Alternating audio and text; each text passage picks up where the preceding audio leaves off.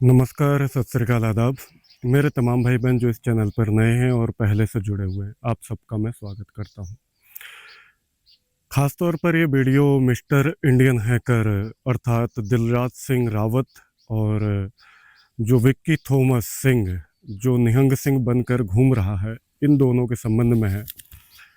देखने को आया कि दिलराज सिंह रावत जो मिस्टर इंडियन हैकर नाम से यूट्यूब चैनल चलाते हैं, उनके बारे में उन्होंने एक वीडियो बनाया था अपने स्टूडियो में, जिसमें उन्होंने एक लफ्ज़ इस्तेमाल किया था सरदार। अपने ही उनका टीम का कोई लड़का है, तो उन्होंने उसके बालों को काटा या प्रैंक किया, जो भी है उस मसले में है, तो उन्होंने सरदार लफ्ज़ उसमें इस्तेमाल किया। जवाब में विक्की सिंह थॉमस और सिख धर्म के कुछ ठेकेदार हैं जो सीधा सीधा दिलराज सिंह रावत अर्थात मिस्टर इंडियन हैकर को सीधा धमकियां दे रहे हैं। वो देख के मुझे थोड़ा हैरानी जैसी हुई इन मूर्खों की हरकतों को देखकर। ਪਹਿਲਾਂ ਸਰਦਾਰ ਦੇ ਟ੍ਰਿਮਰ ਫੇਰਿਆ ਤੇ ਫਿਰ ਸਿਰ 'ਚ ਪਾਉਂਦਾ ਪਾਣੀ ਤੇ ਕਹਿੰਦਾ ਸਰਦਾਰ ਦੀ ਬੱਲੇ ਬੱਲੇ। भाई सरदार कैसा लग रहा है अब? अच्छा लग रहा है, नहीं लग रहा है? ये सरदार की बल्ले बल्ले। अब भैया यूट्यूबर आ कोई यूपी बिहार दा कि ये वीडियो के माध्यम से जहां पर भी है ये यूपी, कहीं का भी रहे, कहीं का भी रहे, ऐसे जाते हम आते रहेंगे। NHAI हम जाते रहेंगे।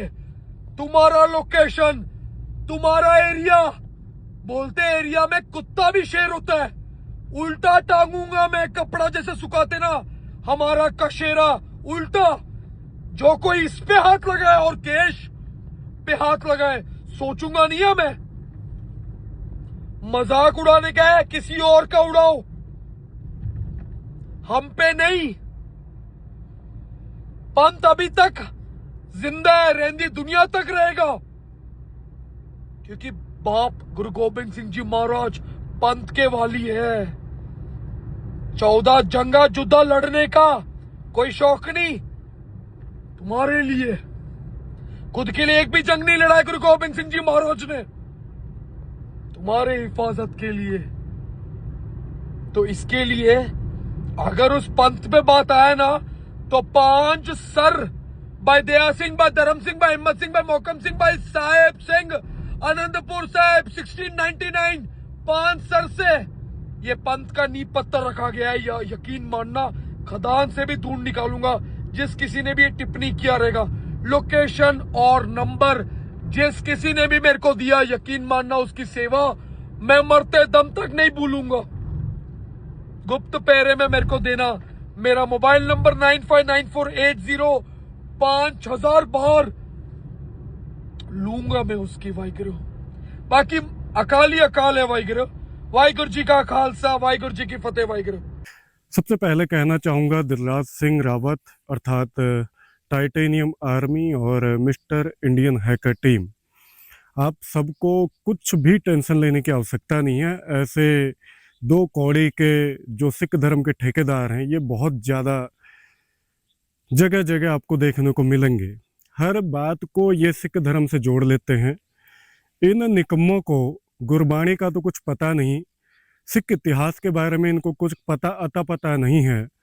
अगर इनको पता होता, ख़ास तौर पे ये वीडियो विक्की सिंह थॉमस तक पहुंचा देना आप लोग। ये अपने आप को पिछले कुछ समय से बहुत बड़ा सिख योद्धा बता रहा है। बहुत समय से देख रहा हूँ इसको। मैं देख रहा था कि ये कब लपेटे में आता है, पता नहीं अपने आप को क्या समझता है। पहली बात, कान खोल के सुन विक्की सिंह थॉमस, और जो तेरे साथ ये 2-4 चमचे तू लेके घूमता है, इन चमचों को भी मैं कह देना चाहता हूँ, अरे मूर्खो, पहले ना गुरु ग्रंथ साहिब का अध्ययन करो। दूसरी बात, सिख इतिहास को अच्छे से पढ़ो, गुरबाणी पर विचार करो। तुमने कहा कि सरदार लफ्ज़ दिलराज सिंह रावत अपने वीडियो में इस्तेमाल करता है, तुमने कह दिया भाई सिख धर्म को टारगेट कर रहा है, सिखों के खिलाफ बोल रहा है, पता नहीं अनाप शनाप तुमने क्या क्या बोला। तुम जैसे जो बेवड़े हैं ना, ये लातों के भूत हैं, बातों से नहीं मानेंगे। भाई आज सुबह सुबह ही मैंने इंस्टाग्राम पे कुछ वीडियोस देखी और मैंने देखा कि उस वीडियोस के अंदर कुछ लोग हमारे प्रति लोगों तक गलत संदेश पहुंचाने की कोशिश कर रहे हैं। हुआ ये था कि हमने एक नॉर्मल सी वीडियो बनाई थी जिसके अंदर हमने अपने ही दोस्तों के साथ में एक छोटा सा प्रैंक किया था। और उस प्रैंक के अंदर जाने अनजाने के अंदर हमारे से लीडर की जगह किसी और शब्द का इस्तेमाल किया गया था। और ऐसा इसलिए हुआ क्योंकि हमारे गांव के अंदर आम बोलचाल की भाषा के अंदर लीडर की जगह लीडर की जगह कभी कभी उस शब्द का इस्तेमाल किया जाता है। लेकिन कुछ लोग उस वीडियो से बस छोटा सा पार्ट ट्रिम करके उसे मॉडिफाई करके गलत तरीके से पेश कर रहे हैं। और मुझे लगता है कि इससे लोगों तक गलत संदेश जा रहा है। और गाइस साथ ही साथ जब मुझे इस बात का पता पड़ा, मैंने तुरंत प्रभाव से उस वीडियो से वो सेक्शन, वो हिस्सा ट्रिम कर दिया ताकि लोगों तक गलत बात ना जाए। और गाइस यार, मैं आपसे ये वादा करता हूं कि मेरा और मेरी टीम का कभी भी किसी भी व्यक्ति, किसी भी समुदाय के सम्मान को ठेस पहुंचाने का उद्देश्य कभी भी नहीं रहा है और ना ही कभी होगा। और गाइस फिर भी अगर मेरी वजह से या टीम की वजह से किसी भी व्यक्ति को इतना सा भी बुरा लगा हो तो मैं दिल से सॉरी बोलता हूं और ये वादा करता हूं कि भविष्य में हम इस चीज का अच्छे से ध्यान रखेंगे। मैं तुम्हें सीधा सीधा बता रहा हूँ। पहली बात, तुम्हें सरदार लफ्ज़ का मीनिंग बता दूं। मैं बाकायदा, मेरा जन्म एक हिंदू घराने में हुआ। दिलराज सिंह रावत खुद एक हिंदू राजपूत घराने से जन्मे हैं। और विक्की सिंह थॉमस जो तू है, तू एक क्रिश्चियन कंसेप्ट से निकला हुआ एक व्यक्ति है जो आज अपने आप को गुरु का सिंह बताकर तू बहुत ज़्यादा अनाप शनाप किसी को भी धमकी दे देना, किसी को भी कुछ करना। अरे मूर्ख, पहले ना गुरबाणी पढ़, गुरु ग्रंथ साहिब को अध्ययन कर, सिख इतिहास को अध्ययन कर। रही बात जो तू मेरे बारे में अगर कुछ सोचेगा, मेरा चैनल है गुरु ग्रंथ साहिब रिसर्च सेंटर, यानी कि फिलोसोफर हिम्मत नाम से मुझे जाना जाता है। पिछले 3.5 4.5 साल से इस पूरे सिख धर्म के जितने भी कट्टरवादी हैं इनको नंगा कर रहा हूँ, खुलेआम चैलेंज कर रहा हूँ। एक भी माई का लाल आज तक ऐसा नहीं है जिसने मेरा चैलेंज एक्सेप्ट किया हो, जिसने मेरी किसी भी एक सवाल का जवाब दिया हो। दूसरी बात, तेरे को मैं ये बता दूं, सरदार लफ्ज तूने बोला कि सरदार लफ्ज पर दिलराज सिंह रावत ने बोला कि सरदार को गंजा कर दिया। पहली बात, सरदार लफ्ज का मीनिंग क्या होता है तेरे जैसे बेवड़ों को मैं बताता हूँ। किताबें पढ़ लेना, पढ़ा लिखा तो तू मुझे ज़्यादा है नहीं। और अगर तू मेरे संबंध में जानना चाहता है तो पहले पता कर लियो, पूरा चैनल ढूंढ लेना, मेरा पता लग जाएगा मैं कितना पढ़ा हूँ, क्या हूँ। तेरे जैसे बेवड़ों को अकल आ जाए इसलिए जवाब दे रहा हूँ। मैं चाहता नहीं था, क्योंकि तू कई समय से देख रहा हूँ हर जगह तू सिख धर्म का ठेकेदार बन जाता है। तेरे जैसे निठल्ले बहुत देखे हैं जो हर बात पर अपना परचम लहराने की कोशिश करते हैं। सरदार जो चोर, डकैत और लुटेरे होते थे, उनका जो मुखिया होता था उसको सरदार कहते थे, पहली बात। दूसरी बात, सरदार मुसलमानों में भी होते हैं, सरदार हिंदुओं में भी होते हैं, सरदार सिखों में भी होते हैं। इस चीज को समझ लेना। और तीसरी बात, तूने सरदार लफ्ज पर बहुत बड़ा प्रोपागेंडा तो बना दिया। अब तेरे जैसे दो कौड़ी के बंदे को अब मैं बताता हूँ। तेरे पंजाब में, तू तो अभी बॉम्बे में बैठा है ना, तू बॉम्बे में है और मैं भी अभी इंडिया में आया हुआ हूँ, अभी इंडिया आया हूँ। तेरे पंजाब में एक गुरुद्वारे में, गुरुद्वारे के प्रधान ने तुम्हारे गुरुद्वारे के ग्रंथी सिंह की बेटी का बलात्कार किया। उस मामले में तेरे जैसे भड़वे कुछ बोले नहीं। दूसरी बात, तुमने अपनी जुबान वहां बंद कर दी। उस ग्रंथी सिंह को पिछले 13 साल से वो ड्यूटी कर रहा है, पिछले 55 साल से वो पाठ कर रहा है गुरुद्वारे में, उसको उन्होंने तनख्वाह नहीं दी। इस मामले में तू और तेरे जैसे जो दो कौड़ी के, तेरे जैसे अगल बगल में घूमने वाले जो नल्ले हैं ना, ये बोले नहीं।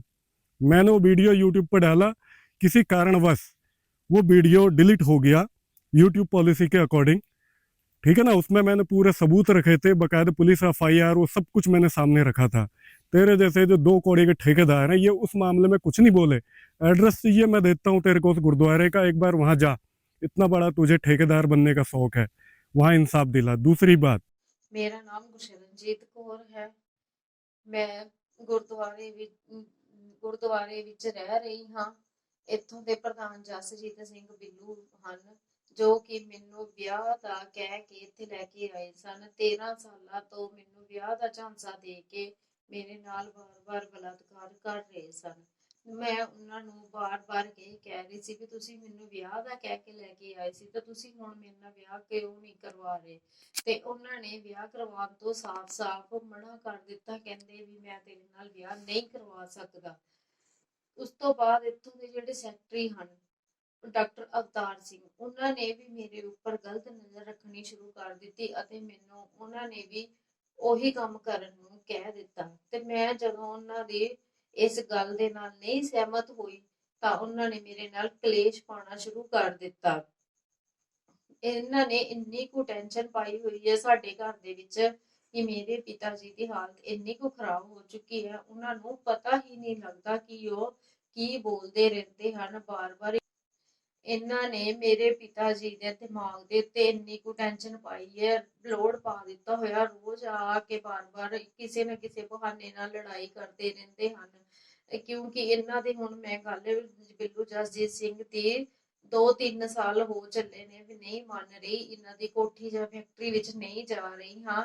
ਤੇ ਇਹਨਾਂ ਨੇ ਹੁਣ ਮੇਰੇ ਨਾਲ ਕਲੇਸ਼ ਕਰਨਾ ਸ਼ੁਰੂ ਕਰ ਦਿੱਤਾ ਤੇ ਮੈਨੂੰ ਕਹਿ ਦਿੱਤਾ ਹੈ ਕਿ ਇੱਥੋਂ ਤੁਸੀਂ ਗੁਰਦੁਆਰੇ ਨੂੰ ਖਾਲੀ ਕਰ ਦਿਓ।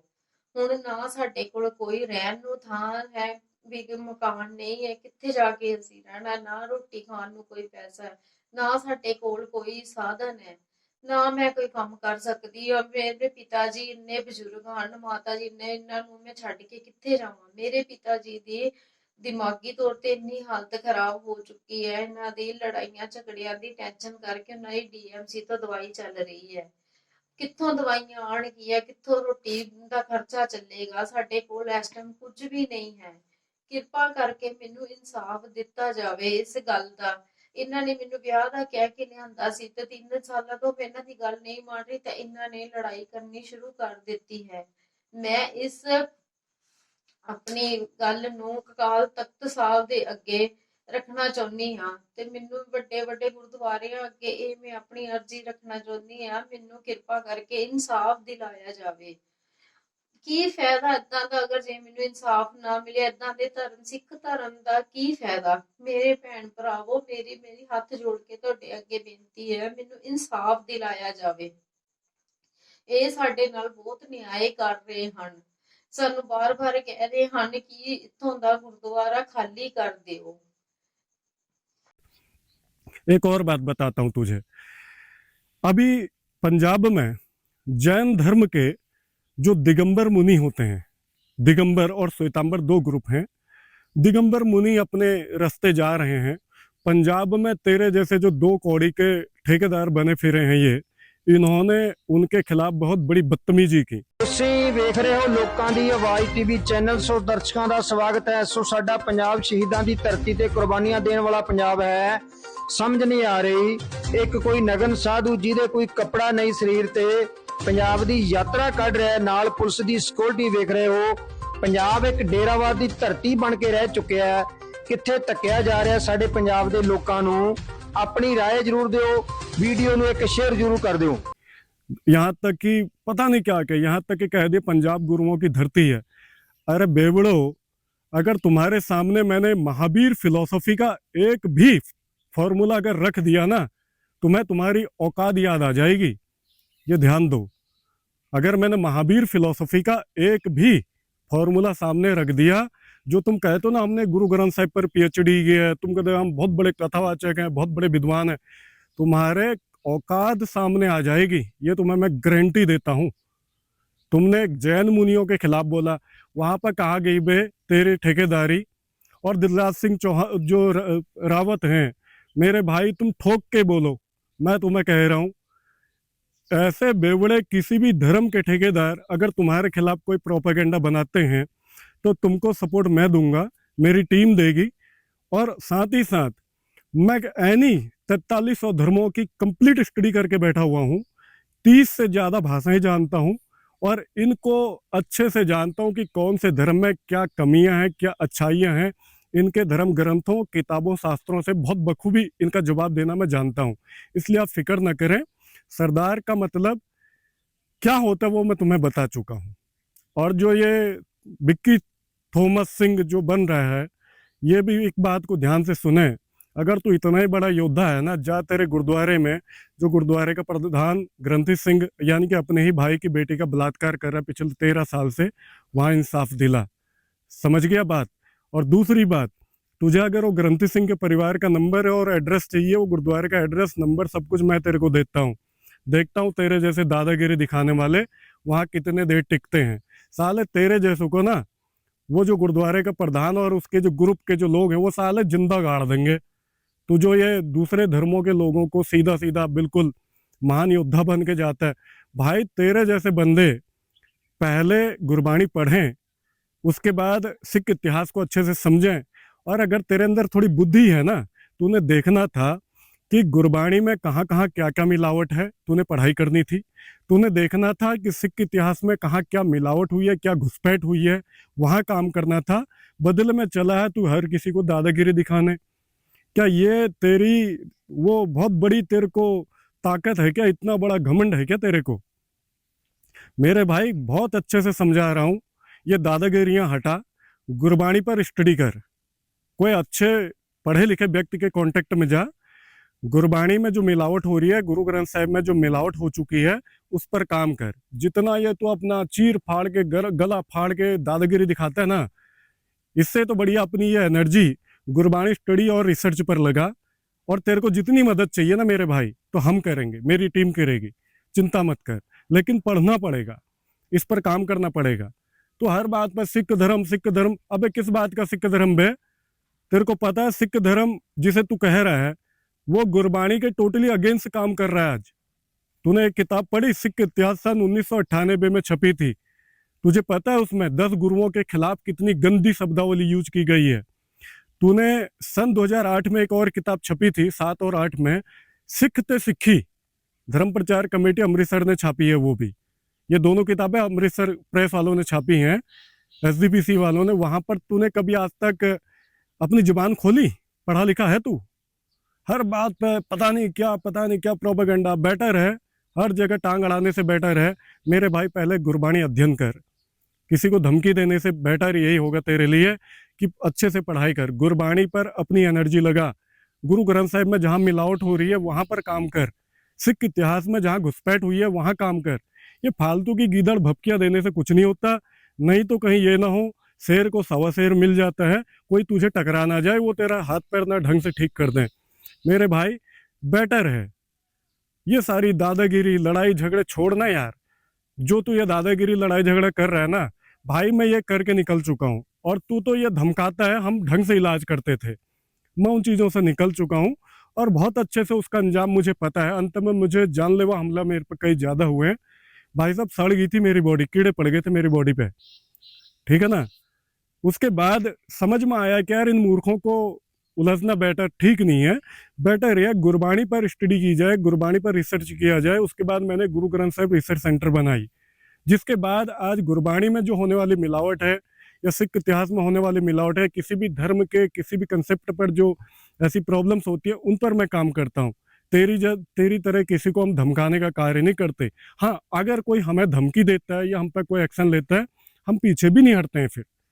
इसलिए बेटर है विक्की थॉमस सिंह मेरे भाई, तो अपना जीवन गुरबाणी अध्ययन पर लगा। ये किसी पर भी कोई धमकी दे देना, किसी को कुछ भी बोल देना, ये हरकतें छोड़। अगर एक अपने आप को गुरु का सिख बताता है, तो क्रिश्चियनिटी से सिखी में आया है, तो अच्छी बात है, बहुत बढ़िया, तेरा हम सम्मान करते हैं।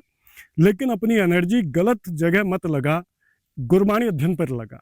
मैं तुझे यही कहूँगा, तू एक अपना भाई है इसलिए तुझे समझा रहा हूँ। उम्र में तू मेरे से छोटा ही होगा, बेशक शरीर से तू मुझसे कितना ही बड़ा क्यों नहीं दिखता हो, और ज्ञान में तू मेरे से बहुत ही पीछे होगा, ये मैं तुझे बता रहा हूँ।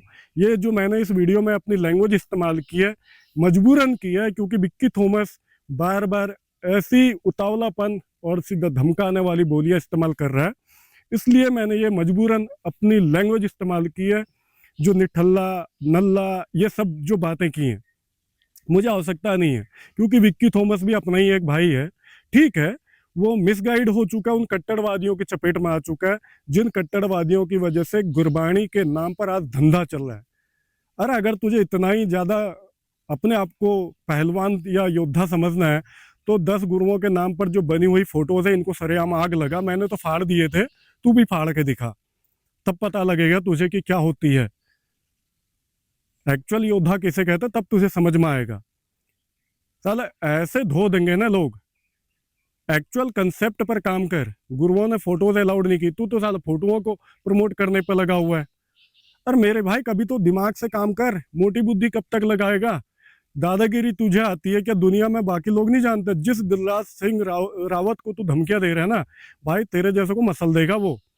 50 मिलियन सब्सक्राइबर हैं उसके अकेले यूट्यूब पे, तू अंदाजा लगा सकता है पावर और पैसा उसके पास भी कितना होगा। पर क्या है ना, वो लोग समझदार हैं, वो लड़ने झगड़ने में विश्वास नहीं रखते हैं।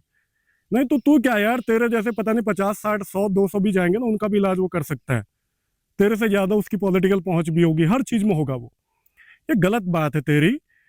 तू अपनी अज्ञानता की वजह से, सरदार लफ्ज की वजह से तू तो पता नहीं क्या प्रोपागेंडा बना रहा है।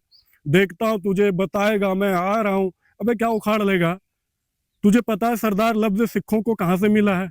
पता भी है तुझे? सिख लोग जो सिख धर्म जिसे कह रहे हैं, ये पैदा कब हुआ है? 1469 में नानक पैदा होते हैं। नानक के बाद एक प्रथा चलती है, उसे सिख धर्म कहा जाता है। ठीक है ना?